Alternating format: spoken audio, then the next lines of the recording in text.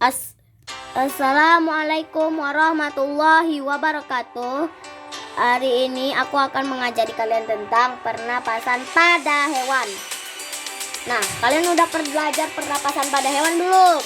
Kalau enggak, kalau pernah, jawab di komentar, di kolom komentar. Itu wajib like, comment, share, subscribe, dan wajib tonton sampai habis. Dah, kita mulai. Bismillahirrahmanirrahim. Pernapasan pada hewan. Hewan adalah makhluk hidup bernapas setiap saat. Hewan memiliki organ pernapasan yang berbeda-beda. Beberapa hewan memiliki organ pernapasan dan proses pernapasan yang sama dengan manusia. Misalnya mamalia. Beberapa hewan lainnya memiliki proses pernapasan yang berbeda dengan manusia. Misalnya ikan dan amfibi. 1. Mamalia. Hewan mamalia memiliki organ pernapasan dan proses pernapasan yang sama dengan manusia, yaitu hidung, tenggorokan, dan paru-paru. Baik mamalia darat maupun mamalia air bernapas dengan menggunakan paru-paru.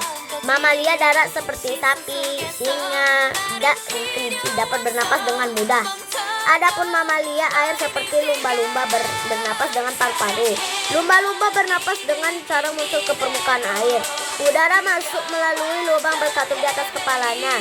Ketika mengambil oksigen di permukaan air laut, lubang tersebut akan terbuka.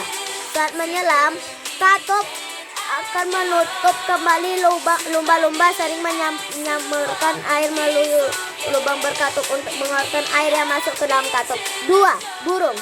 Burung bernapas menggunakan paru-paru dan pundi-pundi udara. Pada saat terbang, burung bernapas dengan bantuan pundi-pundi udara yang berisi oksigen. Apabila sayap dikepakkan ke bawah, pundi-pundi udara akan terjepit sehingga udara keluar dari pundi-pundi udara menuju ke paru-paru. Ketika sayap dikepakkan ke atas, pundi-pundi udara akan mengembang dan karbon dioksida dari paru-paru masuk ke dalam pundi-pundi udara. 3.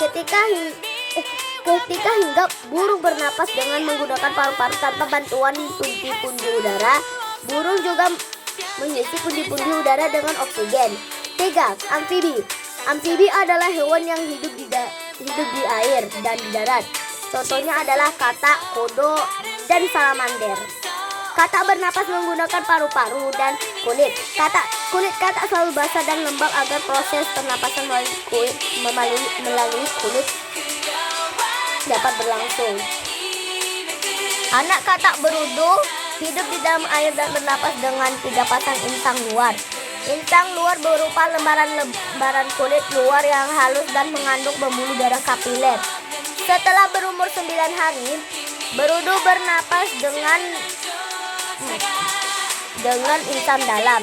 Seiring dengan pertumbuhan berudu menjadi katak muda, insang dalam menyusut dan paru-paru mulai berfungsi. 4. Ikan.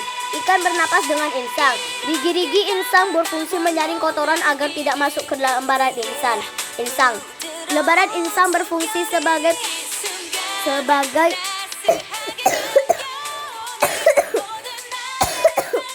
tempat pertukaran oksigen dan karbon dioksida. Ikan tidak mengambil oksigen dari udara. Ikan mengambil oksigen yang terlarut dalam air.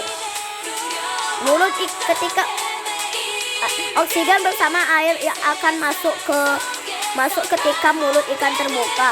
Ketika mulut terbuka, tutup insang menutup. Kemudian tutup insang terbuka. Lembaran-lembaran insang akan menyerap gas oksigen yang terlarut dalam air yang mengeluarkan gas karbon dioksida. 5. Cacing. Cacing merupakan hewan yang bernapas secara langsung, yaitu oksigen masuk ke dalam tubuh tanpa melalui organ pernapasan. Cacing bernapas melalui permukaan kulit yang mengandung banyak pembuluh darah. Permukaan kulit cacing tipis, basah, dan berlendir.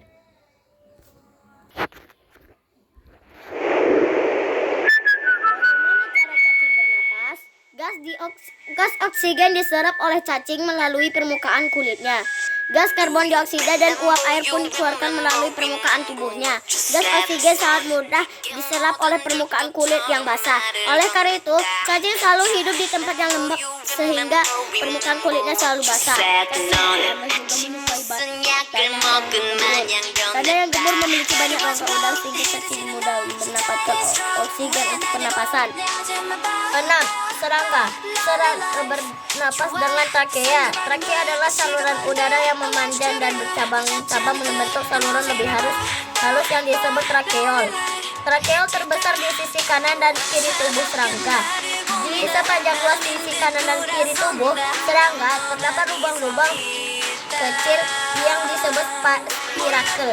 Spirakel adalah ujung saluran trakea yang berfungsi sebagai lubang masuk dan keluar udara. Jika serangga sedang aktif bergerak dan membutuhkan banyak oksigen, maka spirakel akan terbuka. Jika serangga tidak aktif bergerak, maka spirakel akan tertutup. Nah, terima kasih. Assalamualaikum warahmatullahi wabarakatuh.